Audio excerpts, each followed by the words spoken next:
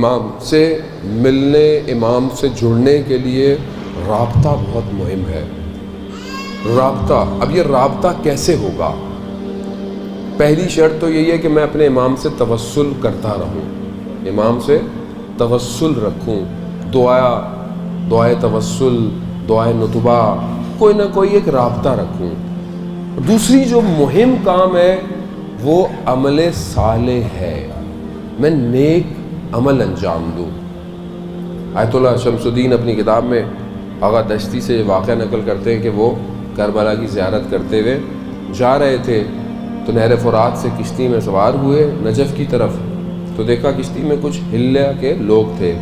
تھوڑی دیر کشتی آگے بڑھی تو وہ کچھ لاو لعاب کی باتیں کرنے لگے، کچھ اس طرح کرنے لگے، اور ایک شخص ان میں سے تھا، بعد میں سب مل کر اس کا مذاق بھی اڑانے لگے۔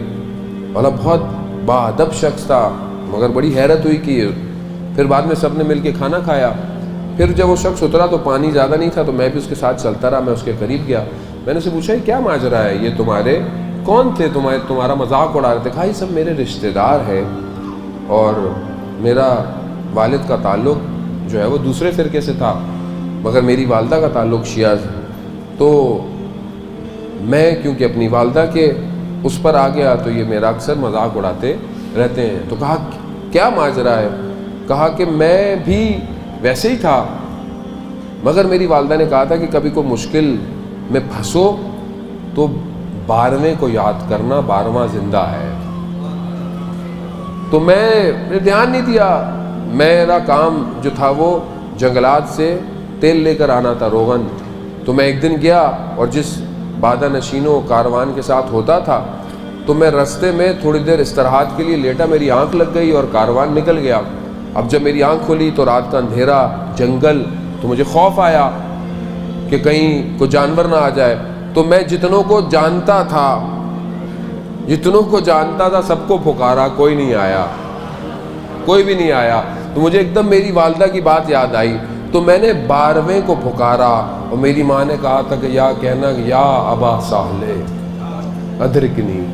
تو میں نے جیسے ہی دیکھا تو اچانک سے دیکھا کہ ایک شخص سبز جو ہے وہ شال لیے ہوئے میرے قریب آ گیا۔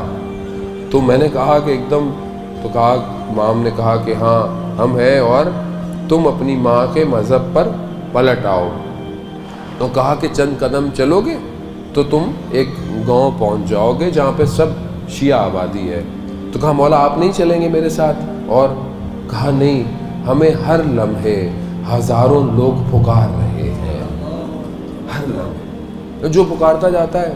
وہ پہنچا، وہ واپس اپنے جب شہر پہنچا تو آیت اللہ قزوینی تھے، ان کی خدمت میں پہنچا اور ان کو واقعہ بتایا، تو تعلیمات سیکھیں مذہب کی۔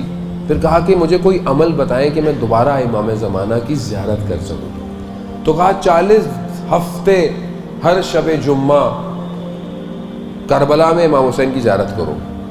کہہ رہا میں جاتا رہا، جب آخری ہفتہ آیا تو شہر کے اندر داخل ہو رہا تھا تو جو نگہبان تھے وہ داخل نہیں ہونے دے رہے تھے، وہ کچھ مانگ رہے تھے۔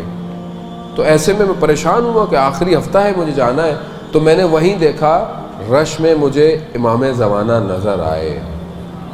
اللہم صلی علی محمد و علی محمد۔ مجھے امام نظر آئے تو میں پیچھے ہٹا رج سے اور میں نے توسل کیا۔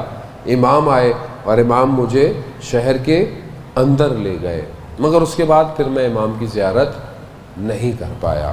عزیزان محترم، امام ہے، اس کو محسوس کریں۔